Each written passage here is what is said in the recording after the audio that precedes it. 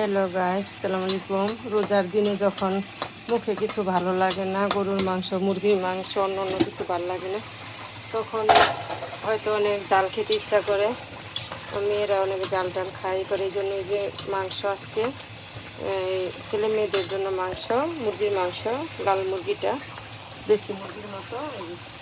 আর আমি আপনাদের দেখাইতেছি শুটকির দিয়ে লতি দিয়ে রান্না করবো। এই যে রসুন, পেঁয়াজ, কাঁচামরিচ দিয়ে এগুলোকে হালকা একটু লাল করব। হালকা লাল করে এখন আমি একটু লবণ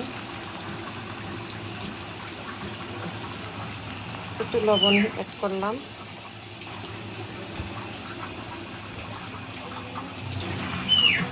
এই যে একটু লবণ দিলাম, একটু লাল হয়েছে। এখন আমি দিয়ে দিব এই যে চেপা শুটকি, আমাদের চেপা শুটকি, এই যে চেপা শুটকি দিয়ে দিব।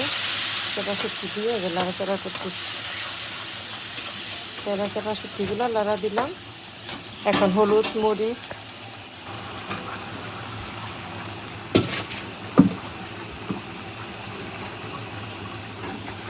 একটু পানি অ্যাড করবো, না হলে পুড়ে যাবে। একটু পানি অ্যাড করবো, একটু পানি অ্যাড করে দিলাম। পানি অ্যাড করার পরে এই যে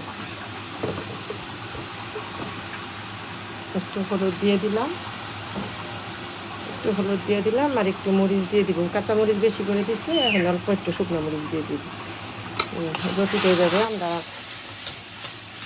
আমাদের গাজীপুরে এইভাবে রান্না করে, জানি না কে কোথায় কীভাবে রান্না করে, আমরা এইভাবে রান্না করি। আমরা এইগুলোর মধ্যে আর কিচ্ছু দিব না, তেলটা একটু বাড়াই দিছি, হলুদ মরিচ দিছি, এগুলাই দিয়ে এগুলো একটু যখন কষানো হবে তখন আমি ওই লতিগুলা দিয়ে দিব।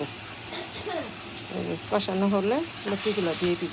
আপনার লতিগুলো দেখে রান্না করে। এই জায়গায় এখন লতিগুলো আমি দিয়ে দিচ্ছি, তেল বাড়তে পরে লতিগুলো দিয়ে দিচ্ছি। এই যে দেখুন, লতিগুলো দিয়ে দিলাম। এখন একটু পানি অ্যাড করব, অল্প পানি অ্যাড করবো, দিয়ে ডেকে দিব। এই লতিগুলো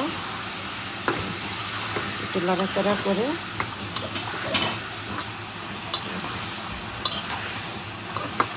লাড়াচাড়া করে দিলাম।